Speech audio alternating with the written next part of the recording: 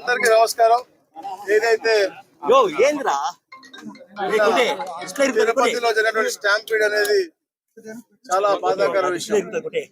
క్యూలో ఉన్న భక్తులందరికీ కూడా అన్ని సౌకర్యాలు కూడా ఎప్పటికప్పుడు అందరూ పర్యవేక్షిస్తున్న సమయంలో ఒక మహిళకి శ్వాస ఆడక ఆవిడ్ని బయటకు ఆసుపత్రికి తీసుకెళ్లాలనే ఆలోచనతో గేట్ తెరవగానే గేట్ తెరిచారేమో అనుకుని అందరూ కూడా ఒకేసారి ముందుకు రావడం తొక్కిసలాటి గురి చేసింది. దాంట్లో 6 చనిపోవడం చాలా బాధాకర విషయం. ముగ్గురు విశాఖపట్నం నుంచి, ఒకరు నర్సీపట్నం నుంచి, ఒకరు తమిళనాడు, ఒకరు కేరళ నుంచి 6 చనిపోవడం, 5 మహిళలు, ఒక పురుషుడు చనిపోవడం జరిగింది. వారి యొక్క కుటుంబాలకి అందరికి కూడా ప్రగాఢ సానుభూతి తెలియజేస్తా ఉన్నాం. చంద్రబాబు నాయుడు గారికి తెలియగానే వెంటనే అక్కడ ఉన్నటువంటి అధికారులతో, కలెక్టర్ గారితో, ఎస్పీ గారితో కూడా ఎప్పటికప్పుడు సమీక్ష చేసుకుంటూ మెరుగైన చికిత్స అందించాలని చెప్పేసి ఎవరికైతే ఇబ్బంది కలిగిందో 40 మందికి వాళ్ళకి కూడా మెరుగైన చికిత్స అందించాలని చెప్పి రుయా ఆసుపత్రికి అలాగే సిమ్స్ ఆసుపత్రికి కూడా చేయడం జరిగింది. వాళ్ళందరికీ కూడా మెరుగైన చికిత్స అందిస్తా ఉన్నాం. ఏదైతే చనిపోయారో వాళ్ళందరూ కూడా ప్రభుత్వం, ఎందుకంటే పోయిన ప్రాణం ఎట్టి పట్టిస్తూ ఎవరు తీసుకురాలేదు, అయినప్పటికీ కూడా వారికి అండగా ఉండాలి, కుటుంబానికి ఎలాంటి లోటు ఉండకూడదనే లక్ష్యంతో గౌరవ ముఖ్యమంత్రి గారు చనిపోయిన కుటుంబాలకి 25 లక్షల రూపాయలు ఎక్స్గ్రేషియా ప్రకటించడం జరిగింది. అలాగే గౌరవ ముఖ్యమంత్రి గారు ఇంకొక గంటన్నరలో ఇక్కడికి వచ్చి అందరినీ కూడా పరామర్శించి అలాగే చిత్రాలను కూడా చూసి అలాగే ఎలాగైతే జరిగిందో దాని మీద కూడా స్టాంపీడ్ జరిగిన ప్లేస్ పైన కూడా ఎలా జరిగింది అన్నింటి కూడా పూర్తి వివరాలు తీసుకుని దాని తర్వాత నెక్స్ట్ కోర్స్ ఆఫ్ యాక్షన్ కూడా తెలియజేస్తారు. తప్పకుండా అందరూ కూడా తక్కువ సమయంలో రికవర్ అయ్యి అందరూ ఇళ్ళకి వెళ్ళాలని చెప్పేసి కోరుకుంటాం. ఇప్పుడు బాడీస్ అన్ని కూడా ఎక్కడ ఉన్నప్పటికీ కూడా ప్రభుత్వ అంబులెన్స్ తో పాటు ఒక రెవెన్యూ సిబ్బంది కూడా వాళ్ళతో పాటు ఒక కారులో వెళ్లి వాళ్ళ అక్కడ దిగి వాళ్ళ బాడీ అప్పచెప్పి అన్ని కార్యక్రమాలు చేస్తారు. తర్వాత ప్రభుత్వం ఇచ్చేటువంటి ఎక్స్ప్రెషన్ ఏదైతే ఉందో అది మా నాయకులు అలాగే ఈ టీటీడీ అధికారులు కూడా వెళ్ళి ఇవ్వబోతా ఉన్నారు. అధికారుల మధ్య కోఆర్డినేషన్ లేకుండా ఇన్సిడెంట్ జరిగిందంటున్నారు.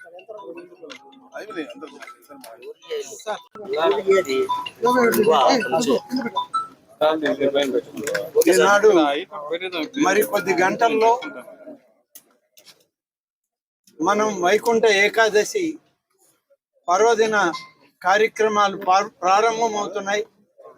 దేవదేవుని యొక్క ఆశీస్సుల కొరకు లక్షలాది మంది అన్ని ప్రాంతాల నుంచి ఇక్కడికి వస్తున్నటువంటి తరుణంలో ఇదొక దుస్సంఘటన ఇక్కడ జరిగింది.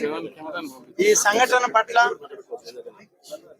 మన ముఖ్యమంత్రి శ్రీ చంద్రబాబు నాయుడు గారు ఆయన దిగ్భ్రాంతిని వ్యక్తం చేయడం, వారితో మరి భారత ప్రధానమంత్రి గారు కూడా వారి యొక్క బాధను వ్యక్తం చేయడం, ఉప ముఖ్యమంత్రి గారు కూడా వారి బాధను వ్యక్తం చేయడం, ఇవన్నీ కూడా చూడడం జరిగింది. ఈరోజు ఈ సంఘటన ఎలా జరిగింది అనేటువంటిది ఆ విచారణ, దాని నివేదికలు తర్వాత పరిశీలన చేయడం జరుగుతుంది. ముందు గాయాల పాలైనటువంటి వ్యక్తులకి మంచి మెరుగైన చికిత్స ఇవ్వాలన్నదే ప్రభుత్వం యొక్క లక్ష్యం. ముఖ్యమంత్రి గారి ఆదేశాలు కూడా అలాగే ఉన్నాయి.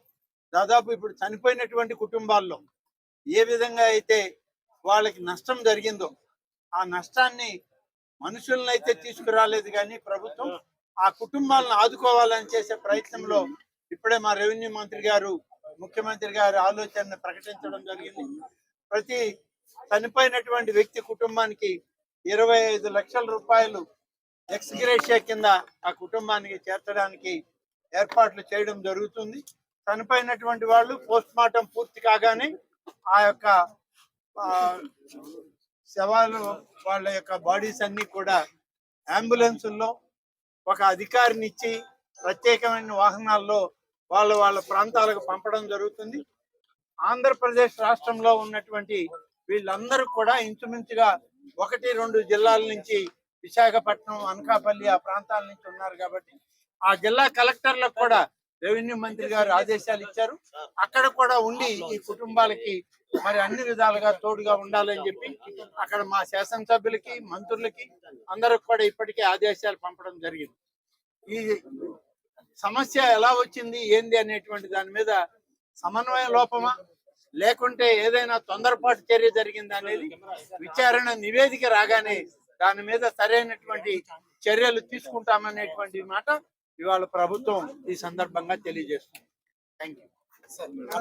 లక్షలాది మంది ప్రజలు ఈ రోజు వైకుంఠ ఏకాదశిన దేవదేవుడు వెంకటేశ్వర స్వామిని అందరూ కూడా దర్శించుకుందామని, అతని ఆశీర్వాదం తీసుకుందామని దూర దూర ప్రాంతాల నుంచి మిగతా రాష్ట్రాల నుంచి కూడా ఈ రోజు భక్తులు చాలా మంది ఇక్కడికి రావడం జరిగింది. అదే విషయం ఏంటంటే ఇది చాలా దురదృష్టకర సంఘటన. ఎందుకంటే టీటీడీ ఈసారి లక్షలాది మంది ప్రజలు వస్తారనే సంగతి తెలిసి చాలా ఏర్పాట్లు కూడా చేస్తున్నారు. ఈ టీటీడీ చేసిన ఏర్పాట్లని, ప్రభుత్వం చేసిన ఏర్పాట్లని కూడా నిన్న ఉదయమే చాలా మంది భక్తులు కూడా కొనియాడిన సందర్భాన్ని కూడా ఈ సందర్భంగా గుర్తు చేయాలి. నిజంగా ఒక దురదృష్టం. ఒక ప్రాణాన్ని కాపాడిపోయిన సందర్భంలో జరిగిన సంఘటన అక్కడ తొక్కిసలాట జరిగింది. దురదృష్టవశాత్తు సుమారుగా 5గురు ఒక చోట, 6గురు ఒక చోట కూడా చనిపోవడం, ఒకరు ఒక చోట, 5గురు ఒక చోట, ఒకరు ఒక చోట చనిపోవడం జరిగింది. ఓవరాల్ గా 6గురు చనిపోవడం జరిగింది. ఆ 6గురులోని కూడా ఎక్కువ మంది మన విశాఖపట్నం ప్రజలు వాసులు కూడా ఉండటం నిజంగా చాలా బాధాకరం. ఈ సంఘటన జరిగిన వెంటనే ఇమీడియట్ గా గౌరవ చంద్రబాబు నాయుడు గారు ముఖ్యమంత్రి వర్యులకి ఈ విషయం తెలియటం, వెంటనే హుటాహుటిని ఇక్కడ ఉన్న ఎస్పీ గారితోని అదే విధంగా కలెక్టర్ గారితోని కూడా ఏం జరిగింది అని చెప్పి ఆరా తీసి ఇమీడియట్ గా టీటీడీ ఈవో అధికారులు అందరితో కూడా ఒక మీటింగ్ ఏర్పాటు చేసుకొని ఇమీడియట్ గా అక్కడ ఏం జరిగింది అన్న సంగతి కూడా తెలుసుకోవడం జరిగింది. ఇంకా ఫర్దర్ గా జరగకుండా, ఎటువంటి ప్రాణ నష్టం జరగకుండా అక్కడ గాయపడిన ప్రతి ఒక్కరిని కూడా ఆసుపత్రికి తరలించి మెరుగైన వైద్యం అందించే వరకు కూడా మీరు అక్కడే ఉండాలని చెప్పి వాళ్ళందరికీ కూడా ఆదేశాలు ఇవ్వడం జరిగింది. తర్వాత ఎటువంటి ప్రాణ నష్టం కూడా జరగలేదు. ఈ రోజు చాలా మంది గాయపడిన వాళ్ళు కూడా ఇంట్లోకి డిశ్చార్జ్ అయ్యి ఇంట్లోకి వెళ్ళిపోయిన సందర్భం కూడా ఉంది. ఇంకొంతమంది ఇప్పుడు హాస్పిటల్లో కూడా కొంతమంది ఉన్నారు. చనిపోయిన వాళ్ళందరికీ కూడా ప్రాణాన్ని తిరిగి తీసుకురాలేం, కానీ కంపల్సరీగా కుటుంబానికి ఆదుకోవాలని చెప్పి ఇతర రాష్ట్ర ప్రజలకి కూడా ఈ రోజు కాంపెన్సేషన్ అనేది అనౌన్స్ చేయడం జరిగింది. ఎందుకంటే ఎవరైనా భక్తులందరూ కూడా ఇక్కడికి రావడం జరిగింది కాబట్టి ఇక్కడ గవర్నమెంట్ ఈ రోజు బాధ్యత తీసుకుని వాళ్ళందరికీ కూడా కాంపెన్సేషన్ ఇవ్వడమే కాదు, వాళ్ళని ఎంత గౌరవంగా ఇక్కడ నుంచి మళ్ళా ఆ ప్రాంతాలకి పంపించి ఆ దహన సంస్కారాలు జరిగే కార్యక్రమం వరకు కూడా చూసుకోమని ఈ రోజు గవర్నమెంట్ కూడా ఆదేశాలు ఇవ్వడం జరిగింది. ఎవరైతే ఇందాక మీరు అన్నారు కొన్ని సమన్వయ లోపమా, లేకపోతే ఏదైనా పోలీస్ వైఫల్యమా, లేకపోతే అడ్మినిస్ట్రేషన్ వైఫల్యమా, ఏది అన్నది చాలా క్లియర్ గా సీసీ కెమెరాస్ ప్రతి చోట ఉన్నాయి. మీకు తెలుసు, ప్రతి చోట ఉన్న సీసీ కెమెరాలో ఏం జరిగింది అన్నది కూడా మేము అధ్యయనం చేసుకుంటాం. ప్రతి ఒక్కటి కూడా ఎంక్వైరీ జరుగుతుంది. ఇప్పటికే ఒక ప్రాథమిక నివేదిక అన్నది ఎస్పీ గారు, కలెక్టర్ గారు కలిపి ఈ రోజు ముఖ్యమంత్రి గారికి మాకు కూడా అందజేస్తున్నారు. బాధ్యులు ఎవరైనా కూడా బాధ్యతారహితంగా పనిచేస్తే వాళ్ళ మీద ఇట్టి పరిస్థితులను కూడా చర్యలు ఉంటాయి. కంపల్సరీగా ప్రభుత్వపరమైన చర్యలు ఉంటాయి. అందులో కూడా వెనకాడే పరిస్థితి లేదు. ఫర్దర్ గా ఇటువంటి సంఘటనలు జరగకుండా చూసుకునే బాధ్యత కూడా తీసుకుంటాం. ఎప్పుడు లేని విధంగా ఎప్పుడు ప్రతిసారి వస్తూనే ఉంటారు లక్షలాది మంది ప్రజలు. ఇంకొంచెం ఇంకా చాలా ఎక్కువ మంది వచ్చారు. దానికి తగ్గట్టుగానే ఈ రోజు అన్ని ఏర్పాట్లు కూడా చేసుకున్నాం. దయచేసి ప్రజలందరూ కూడా, ముఖ్యంగా ప్రతిపక్షాల వాళ్ళు, ప్రజలు అందరూ కూడా అర్థం చేసుకోవాల్సిన విషయం ఏంటంటే ఇది ఒక దురదృష్టకరమైన యాక్సిడెంట్ సంఘటన జరిగింది. దీనికి ఫర్దర్ గా జరగకుండా బాధ్యత కూడా మేము గవర్నమెంట్ తీసుకుంటాం. ఇప్పటి వరకు జరిగిన దానికి కూడా చింతిస్తున్నాం. దానికి కూడా బాధ్యత వహిస్తూనే ఈ రోజు ఆ కుటుంబాన్ని అందరికీ కూడా ఎక్స్గ్రేషియా ప్రకటించి ఆ కుటుంబానికి మేము అండగా, అంటే మళ్ళీ చెప్తున్న పోయిన ప్రాణాన్ని ఎవరు తిరిగి తీసుకురాలేరు, కానీ ఆ కుటుంబానికి అండగా ఉండే బాధ్యత కూడా గవర్నమెంట్ తీసుకుంటుంది. ప్రతి ఒక్కరు కూడా అర్థం చేసుకోవాల్సిందిగా, భక్తులందరూ కూడా సమన్వయం చేసుకోవాల్సిందిగా అందరినీ కూడా కోరుకుంటున్నా. లక్షలాది మంది ప్రజలు వస్తారు. అందరూ వైకుంఠ ఏకాదశినే దర్శనం చేసుకుందాం అనుకుంటారు. టీటీడీ కూడా ప్రకటించింది 9 రోజులు కూడా ఉత్తర ద్వార దర్శనం ఇస్తామని చెప్పి టీటీడీ కూడా ప్రకటించడం జరిగింది. ఆ నేపథ్యంలోనే ప్రజలందరికీ కూడా టోకెన్లు ఇవ్వాలని ఒక మంచి ఉద్దేశంతో పనిచేసిన ఒక చిన్న పొరపాటు అయితే దురదృష్టకర సంఘటన ఇది, యాక్సిడెంట్ ఇది. కాబట్టి ప్రజలందరూ కూడా అర్థం చేసుకోవాల్సిందిగా కోరుకుంటున్నాం. ఇందాక మీకు చెప్పానండి, ఎవ్రీవేర్ మేము సీసీ కెమెరాస్ ఏర్పాటు చేసుకుని ప్రతి ఒక్క కూడా వైఎస్ రికగ్నిషన్ గానీ, వాళ్ళకి టోకెన్స్ ఇష్యూ చేయడం కానీ ప్రతి ఒక్కటి చాలా పక్కాగా చేశాం. ఎక్కడైనా కుట్రకోణం ఉందని ఆ కోణంలో కూడా మేము కూడా దర్యాప్తు చేస్తున్నాం. ఏదైనా కుట్రకోణం ఉందా, లేకపోతే బై యాక్సిడెంట్ జరిగిందా, ఇప్పుడు ఇమీడియట్ గా మేము కుట్రకోణం ఉందని మేము మాట్లాడకూడదు, మా దగ్గర ఆధారాలు లేకుండా మేము మాట్లాడకూడదు. కాబట్టి ఒక ప్రాథమిక నివేదిక వచ్చింది, దీని మీద పూర్తి స్థాయిలో దర్యాప్తు జరపమని గౌరవ ముఖ్యమంత్రి గారు కూడా ఆదేశాలు ఇవ్వడం జరిగింది. దీని మీద మనం అబ్జర్వ్ చేసుకుంటే తిరుపతి అంశం అనేసరికి చాలా సెన్సిటివ్ అంశం. కాబట్టి దేశంలో ఉన్న ప్రధానమంత్రుల నుంచి ప్రతి ఒక్కరు కూడా ఈ రోజు మిగతా రాష్ట్ర ముఖ్యమంత్రులు కూడా స్పందించారు.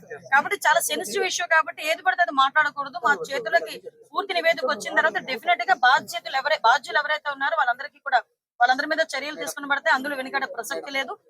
భక్తులు శ్రేయసే ముఖ్యంగా మేము పనిచేస్తున్నాం. చైర్మన్ గారు ముందుగానే తమకు ఫీడ్బ్యాక్ ఉందని చెప్పేసి అధికారులకు తెలియజేయడం జరిగింది.